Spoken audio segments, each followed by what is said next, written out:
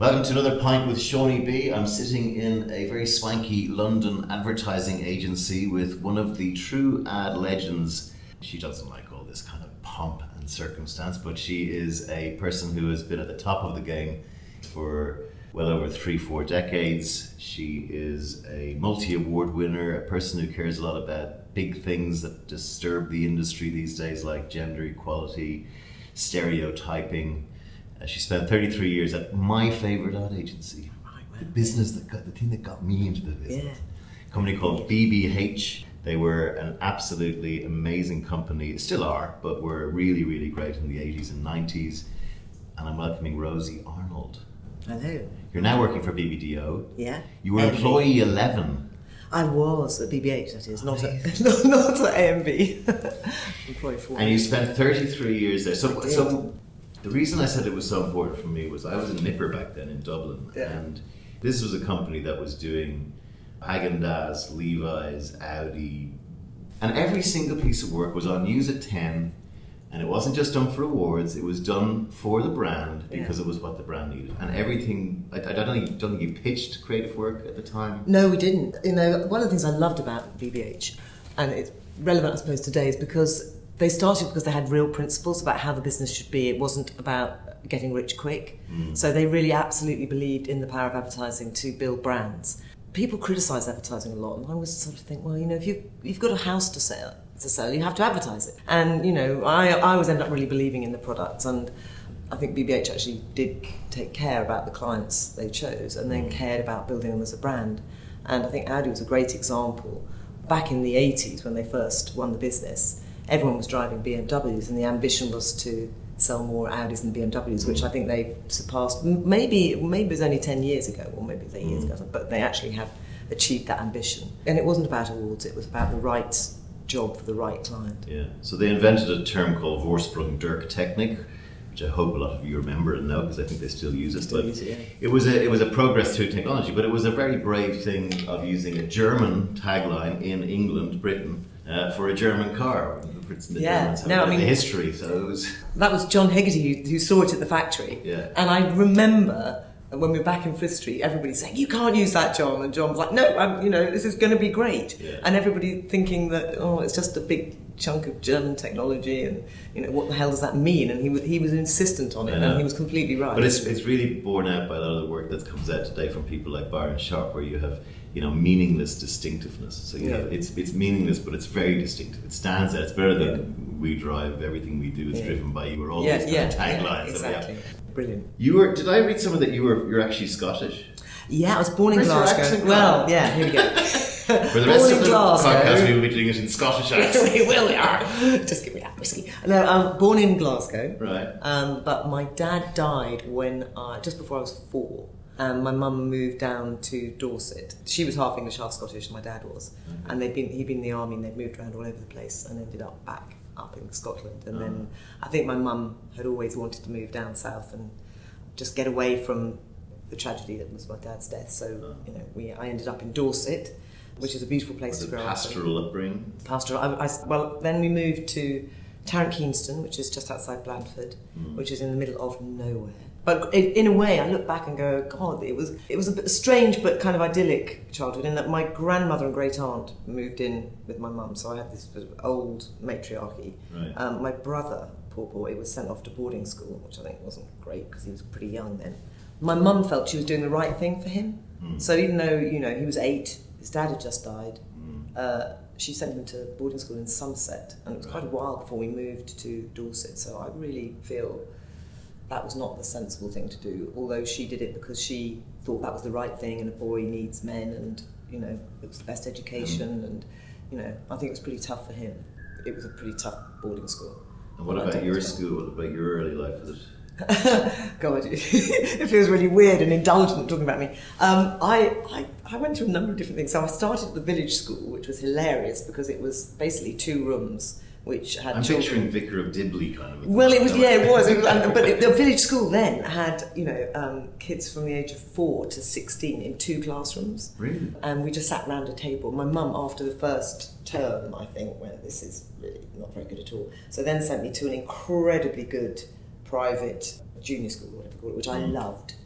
And then there's some weird things, because Mum was brilliant, but we just didn't have any money. So she was quite posh, but poor. So I was always in the second-hand stuff. And throughout that time at school, I had a blue and white checked gingham dress. I have that in my head little already. white collar. Everybody else had blue and white striped nylon dresses, because that was the 60s and that was very groovy. Yeah. So I was in all the school photographs as this one kid in a completely different uniform from everybody else. And I kind of decided that I was going to like my uniform better than everybody else's and not feel like, second-hand Rose. But it was at that point you decide you're either going to feel sorry for yourself or that you're unique and different and this is much better than... When did the artistic thing pop for you? I believe my grandmother got into art school, although the war came along and she ended up nursing. I don't know, I was always drawn to art. I always just loved it. It was always the place I felt happiest. And so when you finished actual proper school, you just went straight into art college, right? I did a year's foundation course at Bournemouth, which was brilliant. We were in a place called Shelley Park, which is Shelley's old house, and I loved it. I loved it because you could use any media. You could do etching or sculpture or photography or life drawing. Everything was accessible on that site. And because you do a module where you spend a couple of weeks here, a couple of weeks there, you knew all the technicians, and I really loved doing multimedia. And so actually I then went to Central St Martin's to do graphics. And it was a bit of a shock, because I thought, you invent the game or you write the book and then you illustrate it and you do the type. And I sort of realised at that point you really were meant to do just one. So you either did the typography, and I was like, I'm much more interested in the ideas. And if I'm honest, I think technically I'm probably better at ideas than I am at the execution of them. But you were in fine art, were you? No, I went into graphics. Graphics, okay. Because I was like, right, I need to earn some money, and I'm not going to make it through fine art. The first term I was really very undecided about whether I should actually move into fine art. I discovered etching in a big way, and there was a really great tutor called Norman Ackroyd. But then my boyfriend, who then became my husband, said, why don't you go into advertising? Advertising is all about ideas, that's what you love. And I went and sort of dug out these D&AD annuals that he pointed me in the direction of, and just looked at them and went, oh my God, people actually do this as a job, They were all the things you wanted to do. You wanted to be narrow and wide, right? Yeah. So it was great, like you can think of ideas for films, and you can do, posters, and, it was a real revelation to me. So I sort of looked up the work that I liked best and found out who did it, and then pestered them till they saw me. I found a wonderful woman called Judy Smith who worked at CDP, which was the sort of BBH. Did you work at CDP? Dublin, yeah. Brilliant. Well, they were the BBH of the 70s, really. I actually, in my school or university holidays, would go and work there for a couple of weeks here and there and build my portfolio up. And then they were the ones that told me that this little hot shop BBH was looking for some freelance over Christmas. So BBH became this kind of wasn't it probably the first of this third wave agency that was kind of touted around in the late 80s, early 90s? It's interesting because now I'm sitting here at AMV. AMV have got their 40th anniversary coming up next week. Right. So I think AMV were probably ahead of BBH in that sense. I think BBH was a bit more spiky. I mean, it's interesting because you look back at the work that both companies have done, and it's astonishing and still continues to be really amazing. BBH sorry AMV that I'm here now, were cooler, and they had Levi's, they were just a bit edgier. Well, there's a guy called John Hegarty who set it up with Bartle and Bogle. But I met John a couple of years ago, and I'd never met him. And I was like kind of a little bit starstruck. It was on in Cannes. He'd just been given the order of whatever, St. George Award. And I was saying to my friends, I'm going to go up and say hello to him because he's really important to me. And he gave me an hour chatting. I mean, he's such a kind, generous guy. But I said to him, John, how come in 2015, how come in 2015 your agency, and you're still there, like Steve Jobs, is not doing all that great work anymore? He said, people like you, the planners. You're the guys who screw it up. And I'm like, no, John. Oh, he was joking. He's wicked. But he gave me like so much of his time. Talked to me. He's very big in Cork, and he loved Kinsale as well. Yeah. He was talking about. When he's Irish. And he's Irish, yeah. He's Irish. What's so he gave me a great time. And you spent. The other thing I'm amazed about is something that rarely happens. Even back then, you spent so long. Loyalty.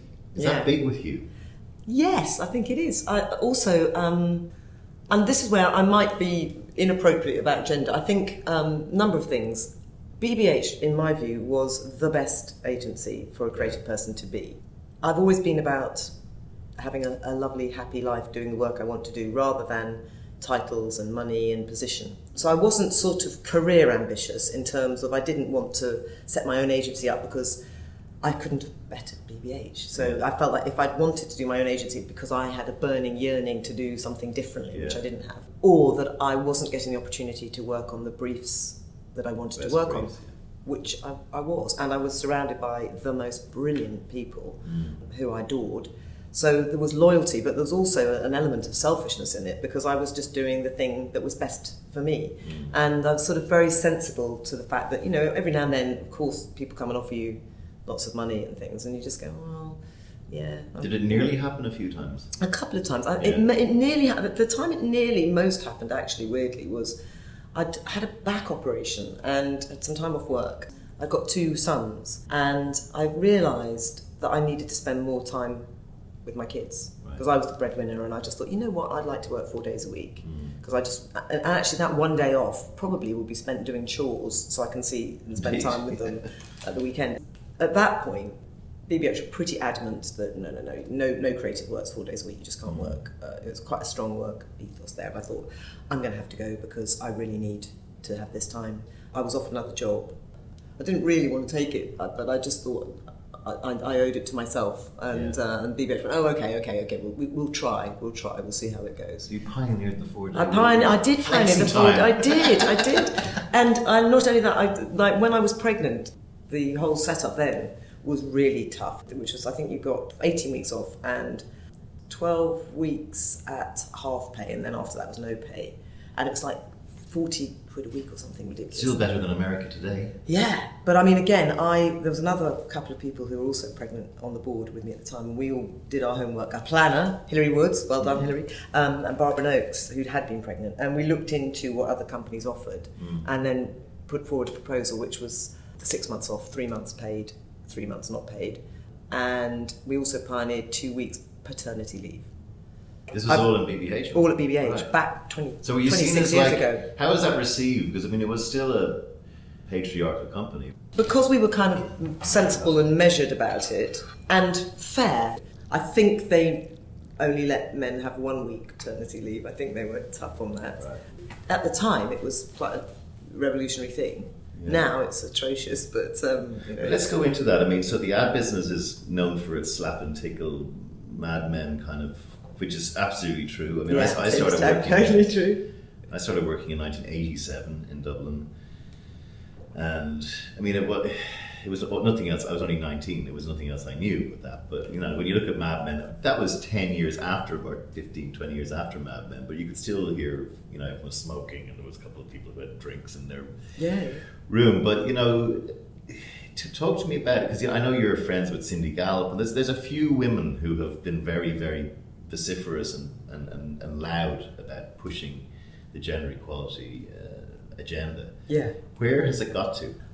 I don't know if you saw, I wrote a piece in Campaign recently about it, because so many people go, why aren't there more, myself included, female creators? Because there are a lot of students. You know, when you look at the advertising courses, there is at least 50% male, if not more, but women. It was 70% in my course. Yeah, right? and then where do they go? So, you know, people would say, oh, it's because they want children. I go, no, I don't think that's the reason. No, thank you, Neil French. Oh, don't get me started. It occurred to me that broad generalisation, that men and women have slightly different tastes. So at the end of a weekend, and you might ask, well, what did you do and what film did you go and see? Yeah. You know, you probably know which films are going to appeal largely to mixed audiences or to men or to women, you know, chick flicks or whatever. Some of them are into briefs. Yeah. There is an innate taste difference between men and women. And if you're a creative, you are writing an idea, even though it's aimed at a different audience, but you're writing something that you're probably going to like or relate to or be interested in because you're, you know, drawing on your own creativity. And if you're a woman, the likelihood is that you are then going to present that idea to a male creative director, and he's going to decide whether he likes it or not. Yeah. And then if it gets through him, it's going to a client who, guess what, is probably male. Yeah. And then if it gets through that and you're going to have the film made or the photograph taken, or probably male, and then if your career is going to progress, you really need to win awards. I'm sorry, it's a fact of life. And then you look at the awards juries, and guess what? They're largely male. And then I look back historically to see, what has been winning all the big awards. And guess what? It's beer, it's technology, it's cars, it's sport, it's football. And it's because it's not that they're biased, it's just that they sit there and vote for things that they love. And I think recently, whenever the first John Lewis ad came out, there's been a softening. And I also think there is a much more male creatives, and actually men in general now, are not so machismo. I'm really happy to see that men race home to see their kids to put them to bed, which when I first started in the industry, men raced to the pub to stay there so that they didn't go home to see their kids when they were being born. Yeah. So, I think men have changed, thank goodness, but I think the industry still hasn't, and I think there are those innate tastes. So if you're a female creative trying to make a career for yourself, you've got to get your work bought, you've got to get it made, and you've got to get it awarded. And while we've still got a lot of men as the sort of the guarding posts to those things, it's going to be tough. It falls as well, though, into stereotyping when you talk about the sort of calibre of work you have. I worked 10, 15 years at Procter & Gamble across different agencies, and the idea that the mother hugs the child at the end is seen as the emotional piece, and it's all mothers in the kitchen, and it's all that kind of reinforcement and stuff. And the idea that there's occasionally something like an Always or the tampon advertising in Australia will come out and break some barrier where you don't have blue liquid or whatever. But there's sort of this is how it's done issue about this is how you advertise to a woman. Yeah. This is how you advertise to a man who loves football. This is how you advertise to a beer guy. It is. And all that stereotype. I remember when I was in Asia, we were doing a kind of a big P&G push at Saatchi, and we had this ad for a nappy for Pampers. And it was a printout, the usual big picture, small logo. But it was a nappy that was done like a hammock. Yeah. And the idea was very comfortable. It's a really nice idea, right? Yeah.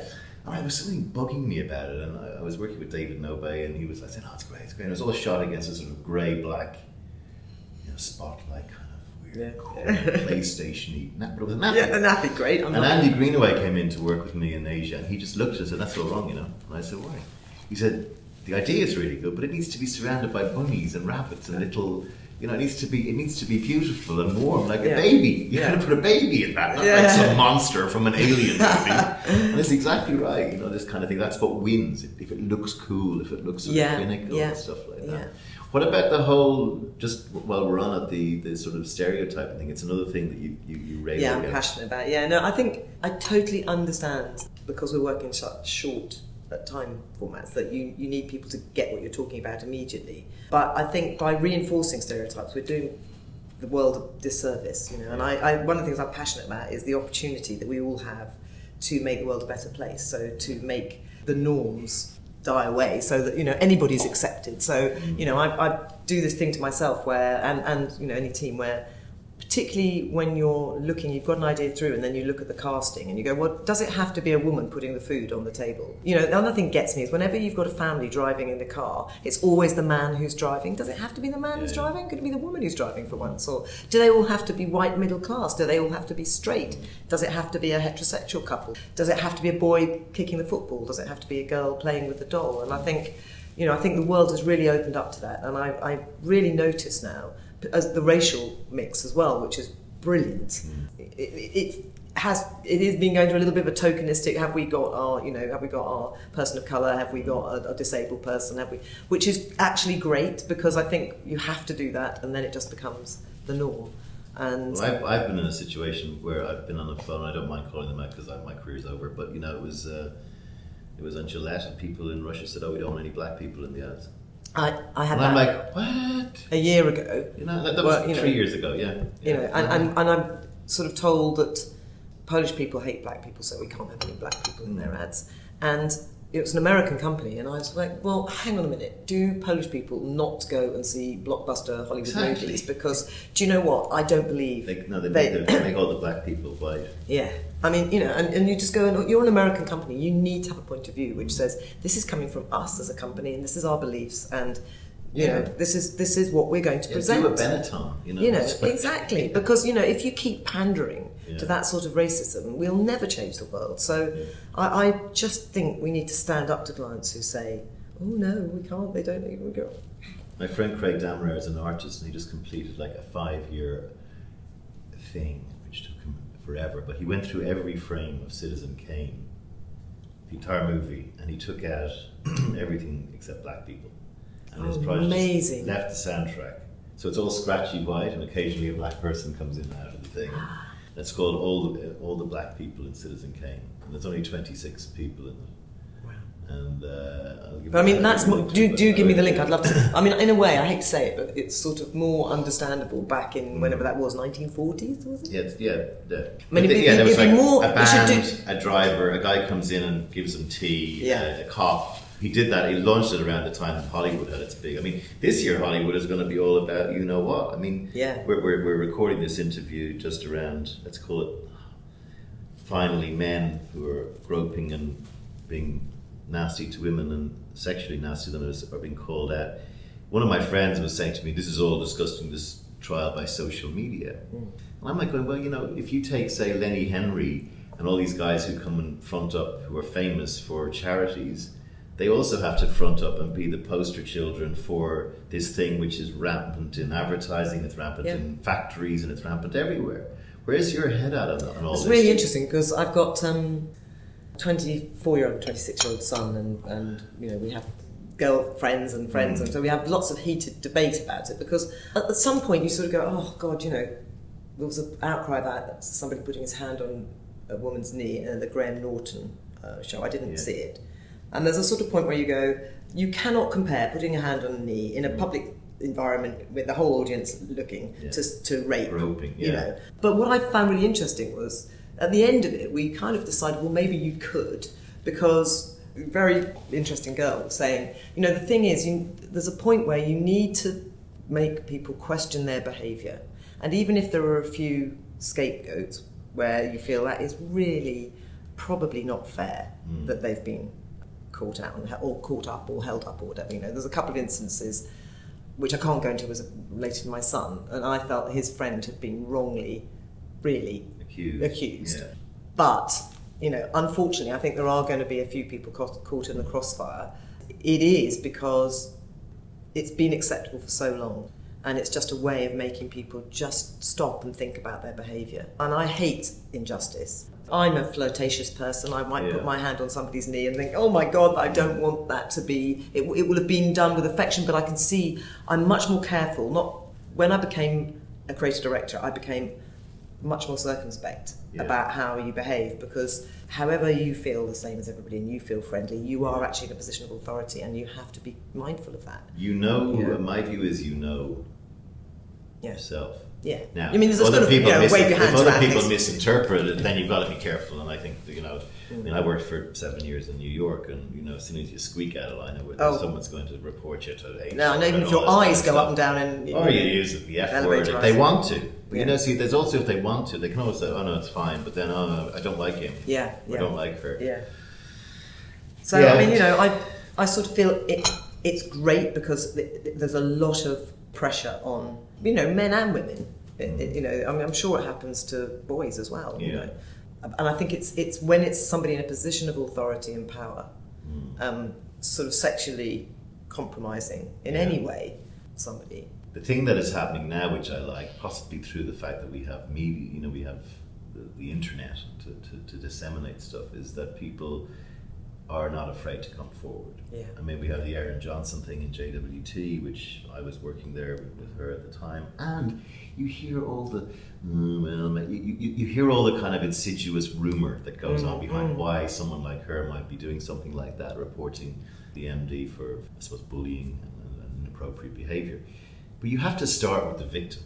You have to assume he is telling the truth. Yeah. And also how hard it is.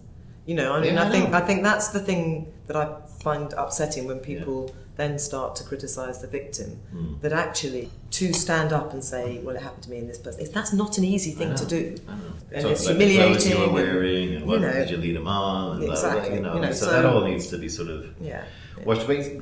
segueing that into one of the reasons I left advertising was I found it, and I love the fact that you're probably still as optimistic and passionate as you were 35 years ago, whenever it was you started. I got kind of so jaded by the thing, possibly due to banging my head against a wall, and apologies P&G for that, but morally questionable business, somewhat unethical, difficult to reason with my own conscience given the inequality that's happening out there, the role as pimps of capitalism.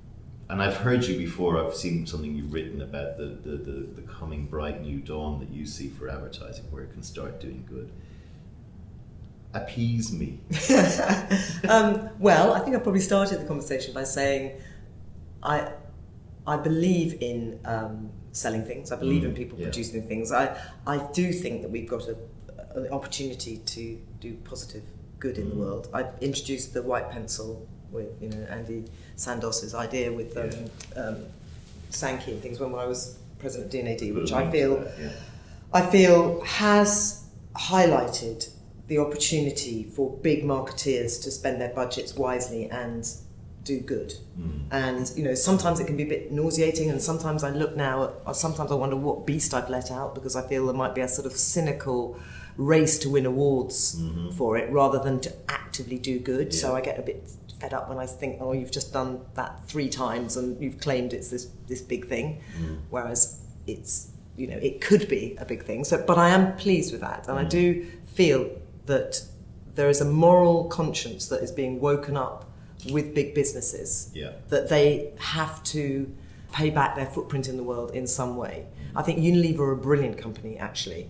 They've always been founded on the principle of doing well by doing good.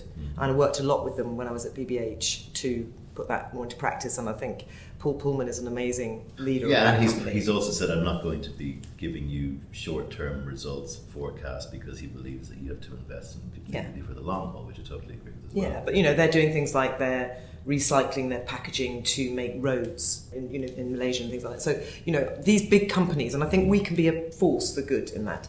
Yes, there is mind-boggling amounts of advertising which drive you mad, and I love the irony that last year I gave my son a Spotify account for Christmas, which didn't have any advertising in it. I know, even on this podcast, people have asked if I want to be sponsored, but I go, no, I do not like you, which is why I'm earning no money off of it. But I think you just go, well, we need to make whatever we produce interesting for people to look at and hear, and that's our responsibility, and the clients. And I think, there's a lot of lazy clients who they kind of feel we're just going to do it by numbers, and this is what you do, and it's not having the inspiration to do a Vorsprung durch technique, but just do, okay, well, we drive well.